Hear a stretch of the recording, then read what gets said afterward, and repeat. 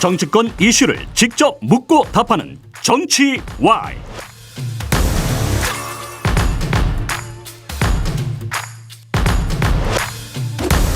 어제와 오늘 거센 돌풍이 불고 있는 국민의힘 삼선 중진인 조혜진 의원과 얘기 나눠보겠습니다. 어서 오십시오. 예, 반갑습니다. 조혜진입니다.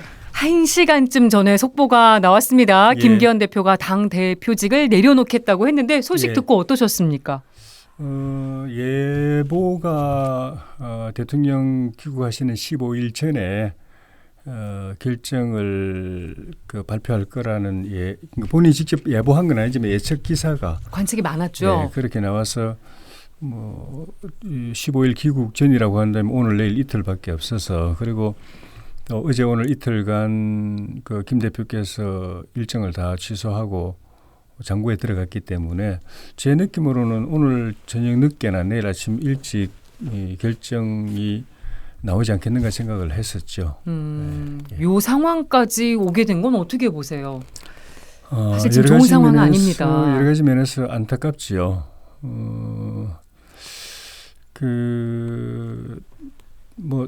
강서구청장 선거에서 패배한 것까지는 그동안에 우리가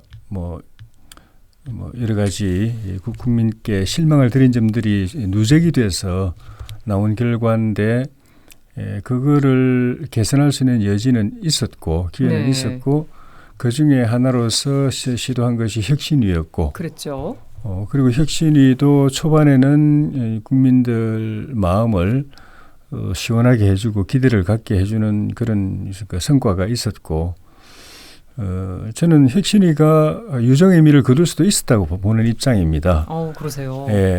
이제 아쉽다고 하는 점은 혁신위는 외부에서 들어온 분들이 대부분이고 정치를 해본 분들이 아니고 하기 때문에 개혁의 마인드로 하는 것이고 민심을 대변하는 것인데 약간 서툴거나 아니면 거친 부분이 있을 수가 있습니다. 그런데 그거를 거중 조정해주고 이렇게 걸림돌이 있으면은 또 이렇게 치워주고 해야 될 역할을 사실은 이 정치를 직업으로 평생 살아온 우리 이 당, 또 지도부 이런 분들이 해주셨어야 되고, 그랬으면 혁신위가 저는 멋지게 마무리 짓고, 그래서 멋지게 마무리 지은 성과가 혁신위를 띄우고 또 거기까지 이끌어낸 김진영 대표 체제가 그 성과를 누린다고 하면 표현이 될지 모르겠지만은 그 성과로 평가를 받을 수 있었을 겁니다. 그러면 이런 상황은 안 올 수도 있었는데, 그런 당 지도부의 어떤 역할, 리더십, 정치력 이런 것들이 발휘되지 못해가지고 당대표 자신이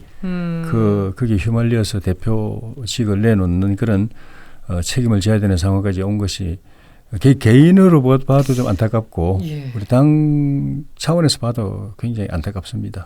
시간을 좀 거슬러 올라가 보면 강서구청장 보궐선거 패배 후에 바로 그때 지도부가 물러나는 결단이 있었다면 이 상황까지 오진 않지 않았을까, 또 이런 생각도 해보게 되거든요. 그것도 대안이 있었다면은 그 현 지도부보다도 더 나은 지도부를 조속한 시일 내에 구성할 수 있다는 대안이 있었다면 그것도 한 가지 방법이겠죠. 그렇지만 인물을 바꾸는 게 자체가 목적이 아니고, 국민들이 바라는 거는 정부 여당이 제대로 못하고 있다. 좀 바뀌어야 된다. 잘해야 된다. 민심을 제대로 헤아려야 된다. 그리고 국민이 바라는 걸 이렇게 좀 보답을 이렇게 대응을 제대로 해줘야 된다.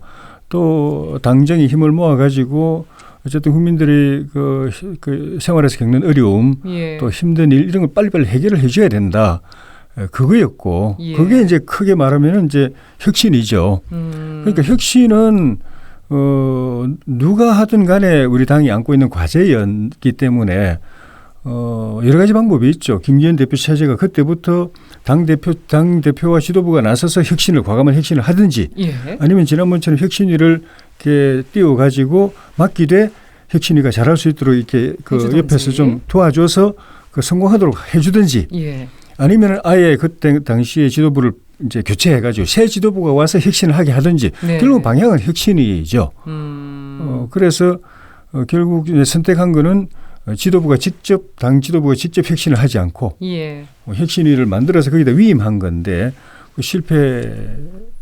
결과적으로 보면은 인요한 위원장은 50% 성공, 50%는 남은 거라고 했지만 당대표가 물러나는 상황까지 된 건 또 뭐 부인할 수 없는 거고 그래서 새로 지도부가 들었더라도 결국은 이 혁신을 어떻게 이루어낼 것인가가 제일 큰 숙제가 될 겁니다. 혁신의 핵심 어떤 거라고 보세요?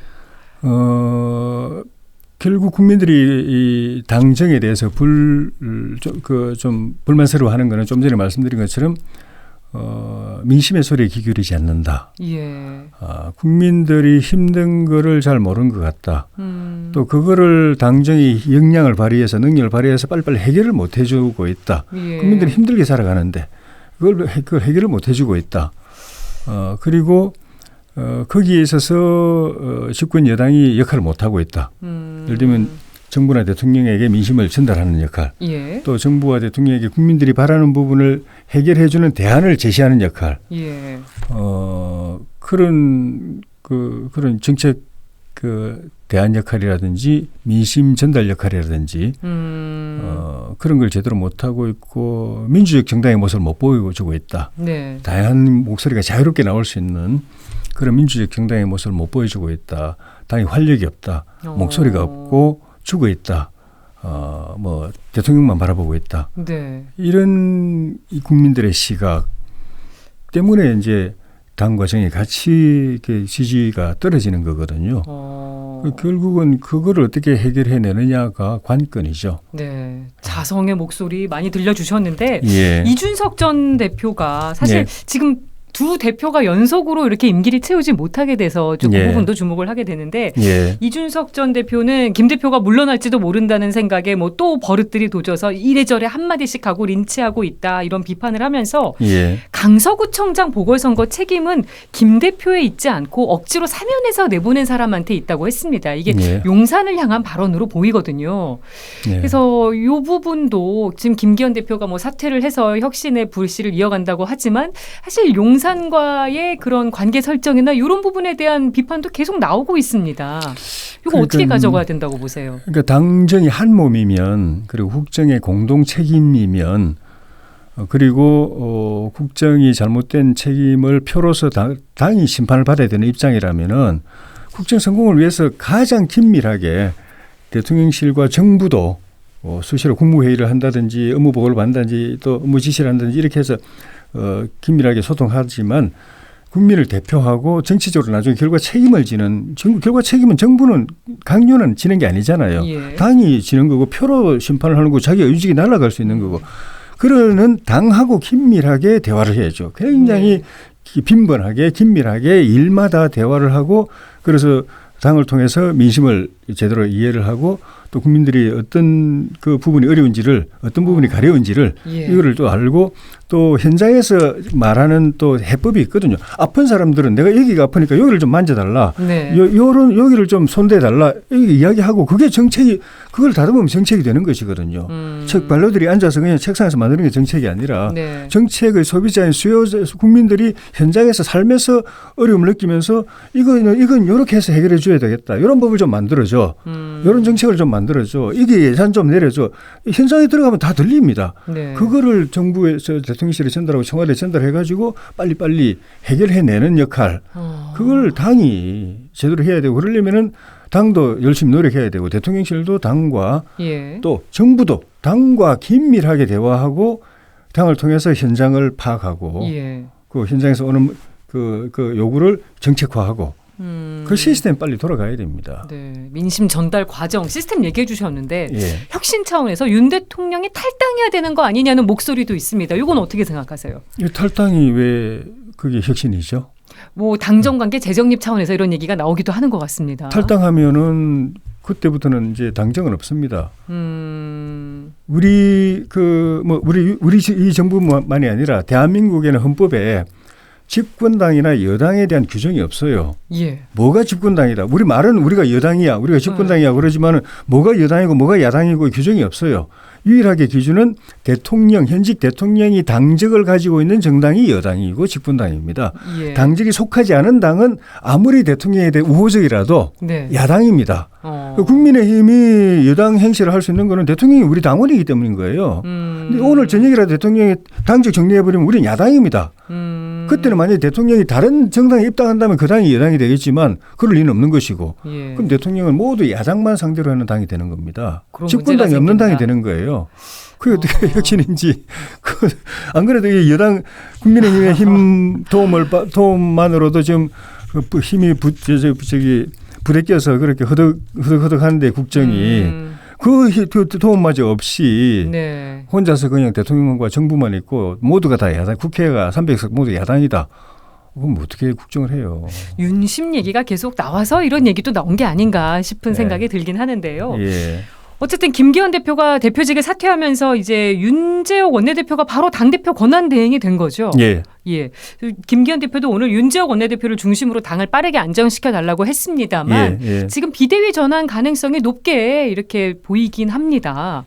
그래서 뭐 하마평 누가 비대위원장이 될 것이다 이런 얘기도 나오고 있는데 예. 어떤 사람이 비대위원장이 돼야 된다고 보시는지 이런 조건 혹시 뭐 생각해 보셨습니까? 원론적으로는 이제 그 당의 일각에서 그런 주장도 나옵니다만은 지금 이 시기에 비대위를 구성하기에는 시간이 많이 늦다. 촉박해서. 얼마 안 남았다. 비대위 구성하더라도 뭐 활동할 시간이 별로 안 된다. 그리고 비대위 구성하는 그 과정에서 또 갈등이 또 불거지면 더 힘들어진다. 이런 주장을 하는 분들은 윤재옥 원내대표 원내대표 대행 체제로 네. 윤 대표가 당 대표 권한 대행으로서 쭉 그냥 총선까지 치르자라는 주장도 있는데 그거보다는 다수 좀 더 많은 숫자는 그 어차피 기간이 짧더라도 그리고 그 구성 과정에서 또 좀 갈등이 있더라도 비대위를 해야 되는 거 아니냐. 어떤 정식 이것도 정식 지도부는 아니지만 하여튼 대행 체제보다는 보다도 이제 네. 안정된 정식 지도부니까 안정된 정식 지도부로 가야 되는 것 아니냐 하는 그런 이야기가 있고 당헌당규상으로는 그 결정을 당대표 권한 대행이 예. 전국위원회하고 협의해서 비대위로 갈지 말지를 결정하게 되어 있습니다. 그러니까 윤재옥 원내대표가 본인이 그냥 권한 대행을 하고 싶다고 해서 할 수 있는 것도 아니고 예. 본인이 내가 이 짐이 너무 무거워 비대위 구성해서 나는 넘기고 원내대표만 하고 싶다고 해서 자기가 결정할 수 있는 게 아니고 네. 그 전국위원회 동의를 얻어야 되는데 그 과정에서 이제 그 의원들하고 당내 여러 긴밀한 의견을 소통이 있겠죠. 인물은 그 전부터 여러분들이 거론이 되는데 저는 그 첫째 비대위원장을 누구를 앉히면 그 사람이 다 잘할 거야라는 발상은 처음부터 버려야 돼요. 처음부터 늘 아쉬운 게 김기현 대표 만들어 놓고 김기현 대표 알아서 다 하라고 그러고 다 그 뒷짐지고 있다가 문제가 생기면 당신이 혼자 다 책임져. 이 구조가 우리 당을 계속 어렵게 만들어 왔다고 봅니다. 한 사람이 다 할 수 없다는 말씀이신 거죠? 그래서 누구를 앉히든 그분의 중요한 역할, 비대위원장의 가장 중요한 역할은 우리 당 안팎의 우수한 훌륭한 분들을 당내로 어떻게든 다 모셔와가지고 각자 역할을 하게 만드는 겁니다. 그런 된 분들만 이야기하자면 한동훈 장관, 원희룡 장관, 나경원 전 의원, 또 당내에 안철수 뭐 전 대표, 또 당밖에 우리 김한길 대표님하고 네. 저는 이제 그 노무현 대통령 때 그 정책실장 시절 김병준 네.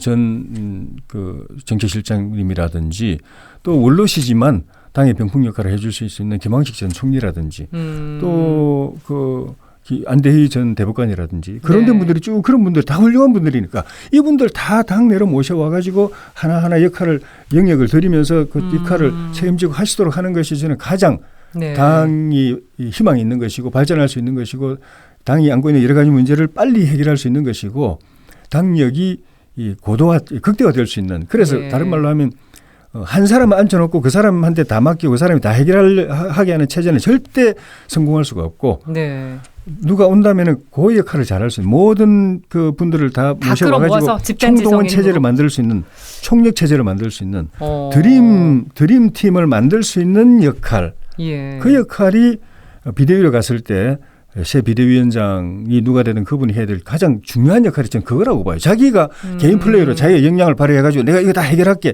그건 그렇게 들어가면 또 실패할 거기 때문에 새로 비대위로 가고 새로 비대위원장이 오신다고 한다면은 그 역할을 잘하실 분을 뽑아야 된다고 봅니다. 네. 안철수 의원은 오늘 인터뷰를 하면서 이런 말을 했습니다. 원희룡 장관이나 한동훈 장관 뭐 비대위원장 후보로 계속 하마평에 올랐으니까요. 이 두 장관은 지지층 확장성에 있어서는 좀 의문이 든다. 그래서 민요원 혁신위원장과 함께 공동 비대위원장 체제가 어떨까 이런 의견도 제시했는데 네. 의원님 생각은 어떠신지 궁금합니다. 제가 말씀드린 건 그분들을 다 모셔와야 되는데 그렇다고 그분들을 다 비대위원장에 모셔야 되느냐 하는 부분은 또 다른 문제입니다. 예. 비대위원장이 한 분인 경우 뭐 하고 두 분, 세 분인 경우가 뭐 어떤 게 더 나올 수도 있지만은 통상적으로 보면 비대위원장이 세 분이나 한다면 당 안팎의 여러 가지 의견들을 조율하기도 굉장히 쉽지 않은 일인데 비대위원장 세 분끼리의 의견부터 조율이 만약에 그 안에서 또 그것도 그 과정을 거쳐야 되거든요. 모든 예. 일에 있어서. 그게 과연 효율적인 체제일까라는 그런 고민이 좀 있고 개인적으로 또 뭐 한 분 한 분이 또 다 장단점이 있지만 인요한 위원장 같은 경우에는 제가 이번에 이 혁신의 과정을 지켜보면서 정치를 처음 하기 때문에 또 아까 말씀드린 좀 거칠고 좀 이런 부분은 있지만은 큰 틀에서는 우리 보수 우파 진영에 필요한 인재다라는 생각이 들어서 개인적으로는 이번에 그 지역구에서 선거를 치러가지고 국회로 입성하면 네. 당을 위해서 역할을 하실 수 있는 분이라는 생각이 들어서 그걸 당에서 좀 고민을 해봤으면 싶고 비대위원장 그거는 그렇다고 이분을 혼자 단독 비대위원장으로 세우는 건 아마 쉽지 않을 것 같고 예. 그렇다고 지금 세 분을 비대위원장 앉히는 것도 의견이 또 쉽지 않아 보이고 그런 생각이 듭니다. 네. 이번에 선거제 얘기도 좀 해보겠습니다. 지금 선거제도, 선거구도 이게 다 깜깜이 상태라는 지적이 많이 나오고 있는데 오늘 오전에 이제 민주당 이탄희 의원이 선거법 얘기를 하면서 이제 총선 불출마를 선언했습니다. 선거법만 지켜달라. 이제 연동형 비례제 유지를 간절히 호소를 했는데 뭐 국민의힘에서는 병립형 얘기를 또 하고 계시잖아요. 이 상황 어떻게 보고 계십니까? 일단은 이탄희 의원님 개인 문제에 대해서는 참 훌륭한 분이시고 저런 분은 다시 또 20대, 20대에 와서 또 일을 하셔야 되는데 그만두신다고 하니까 안타까운데 그것과는 별개로 본인이 불출마하는 거하고 이 선거법 유지하는 거하고 연계성이 잘 모르겠어요. 어떻게 첫째는 현재의 선거법을 지켜야 되느냐. 그건 우리 당은 처음부터 이 선거법은 잘못됐다라고 이야기를 했었고 병립형으로 돌아가야 된다고 이야기했었고 민주당은 이 선거법 가야 된다고 이야기하다가 최근에 입장이 상당히 바뀌어가지고 병립형으로 돌아가는 쪽으로 이제 거의 이제 턴을 하고 있는 상황인데 왜 이거를 민주당조차도 이렇게 병립형으로 돌아가고 있는 상황인데 이걸 지켜야 된다고 생각하시는 건지 그게 이해가 안 되고 그다음에 본인이 그만두시는 거하고 이거하고 어떻게 지키는 거하고 어떻게 연결되는지가 좀 연결고리가 잘 생각이 안 나서 그런데 기존 준연동형 비례제는 사표를 없앤다든지 또 어떤 국회 다양성을 확보한다든지 이런 장점들이 있습니다. 그런데 문제는 그 장점들이 우리나라에서는 이게 그 불능인 거예요. 뭐 때문이냐? 위성정당 때문에. 그래서 저희가 위성정당만 없다면은 이거는 한번 또 그 생각해 볼 수도 있는 제도인데 그래서 위성정당을 어떻게 막을 것인가를 놓고 정개특위에서 제가 정개특위를 계속 했었는데 소위원장도 맡고 했었는데 여당이 다 머리 맞대고 머리를 쥐어 짜고 해도 방법이 없는 거예요. 위성정당 방지 법안들은 여야가 많이 제출해놨습니다. 그러니까 이탄희 의원은 법안 통과시켜달라는 거거든요. 법안 통과할 수 있습니다. 법안 통과 어려운 게 아니에요. 법안 통과해도 문제는 또 나올 수 있다는 거. 우회로가 있고 꼼수가 있고 편법이 있어가지고 막을 수 없다는데 여야가 다 같이 결론이 내려져 버린 겁니다. 이게 우리나라만의 독특한 문제인데 이 연동형의 앞서 한 데가 독일이거든요. 독일은 위성정당 방지법이 없어요. 그런데도 위성정당이 없습니다. 지난번에 저희가 정개특위가 가서 독일 의원들한테 왜 위성정당 방지법도 없는데 왜 위성정당이 없습니까? 그러니까 그 사람들이 질문 자체를 이해를 못해요. 그 사표를 없애고 또 득표율만큼 의석을 배분하고 또 그 정당을 다양화하기 위해서 우리 손으로 연동형을 도입해 놓고 법을 만들어 놓고 그 정당들이 그 법을 만든 정당들이 그 법을 만들어 놓고 그 법을 무효화시키는 위성정당을 또 만든다? 이율 배반적인 상황이에요. 어떻게 그게 가능해요? 자기 손으로 이렇게 좋은 법 만들어 놓고 그 법을 그 엉망으로 만드는 행동을 또 한다? 그 부끄럽더라고요. 우리는 그 법 만들어 놓고 우리가 그 법을 무력화시키는 행동을 위성정당을 만들잖아요. 그러니까 이거는 우리는 여야 정당끼리 신사협정을 해서 국민 앞에 선서해가지고 안 할 수도 있어요. 위성정당 안 만들 수도 있는데 문제는 밖에서 친국민의힘, 친민주당이 알아서 위성정당 만드는 거는 막을 수가 없어요. 국민의힘과 민주당의 다짐만으로는 안 된다. 안 되는 거예요. 그래서 이제 민주당도 손 드는 겁니다. 그래서 병리평으로 갈 수밖에 없다. 안 그러면 위성정당 또 만들어야 되고 그러려면 또 욕 들어야 되고. 지금 민주당이 공식적으로 이 부분을 컨펌하진 않았습니다만 이게 연동형 비례제 유지가 이재명 대표의 대선 공약이기도 했거든요. 공약이었음에도 그래서 불구하고 더 조심스러운 것 같습니다. 공약이었음에도 불구하고 욕 들으면서 병리평으로 돌아가려는 이유가 방법이 없는 거예요. 방법이 없는 거예요. 이대로 가면 공약 지킨다고 이대로 가면 위성정당 100% 나오게 돼 있고 네. 우리도 만들게 돼 있고 민주당도 만들게 돼 있고 그래서 밖에서 또 그 자발적 위성정당도 나오게 돼 있고 예. 그러면 법은 또 엉망이 되고 거기다 아마 의석 계산도 해본 것 같아요. 민주당이 예. 손해다. 위성정당 방지법에 대해서 국민의힘이 협조를 해주지 않는다. 이런 민주당 주장은 어떻게 생각하세요? 그거는 정개특위를 안 해봐서 잘 모르시는 분이거나 네. 알면서 거짓말하거나 제가 쭉 설명 다 드렸잖아요. 우리 다 동의할 수 있습니다. 위성정당 방지법 동의하는 거 어렵지 않아요. 법 통과시킬 수 있습니다. 그런데 해봐야 휴지 조각인데요. 뭐. 휴지 조각이란 걸 민주당이 알은 거잖아요. 네. 그래서 그 법 만들어봐야 한 일이다. 결국 그 위성정당 만들어지게 돼 있고 다 욕듣게 돼 있고 우리 당의 의석이 또 더 손해보게 돼 있다. 그러니까 할 수 없이 그 공약을 어기는 비난을 받더라도 방법이 없다. 병리평으로 가자라는 게 이재명 대표하고 민주당 지도부의 생각인 거죠. 예. 예. 김기현 대표가 대표직을 사퇴한 것에 대해서 민주당 입장이 좀 전에 나왔는데요. 예.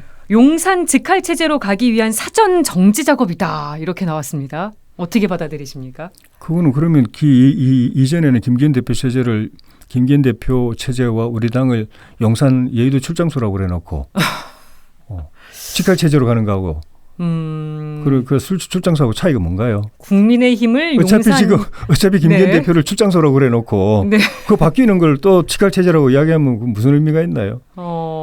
그럼 지금 김기현 대표 체제는 그럼 자기들이 말하는 출장소가 아니었다는 겁니까? 직할 체제가 아니었다는 겁니까? 이런 얘기도 있습니다. 김기현 대표를 대신할 비대위원장조차 스스로 결정할 수 없는 것이 국민의힘이 처한 현실 아닌가? 스스로 결정하는 거하고 독자적으로 결정하는 건 다른 거죠. 아까 말씀드렸잖아요. 예. 당정은 긴밀하게 협의를 해야 됩니다. 그러니까 여당이지 집권당이지. 그런 문제를 만약에 당이 대통령실하고 협의 안 하고 마음대로 해버리면 대통령실은 그 당에 있을 이유가 뭐 있습니까?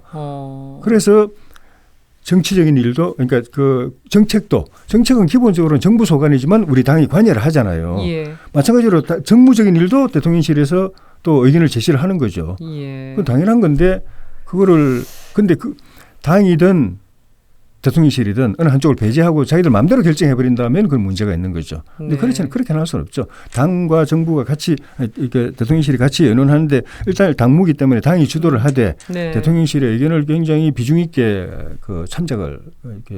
참고를 하게 되겠죠. 네. 알겠습니다. 국민의힘 조혜진 의원과 인터뷰 오늘 여기까지 하겠습니다. 나와주셔서 고맙습니다. 네, 고맙습니다.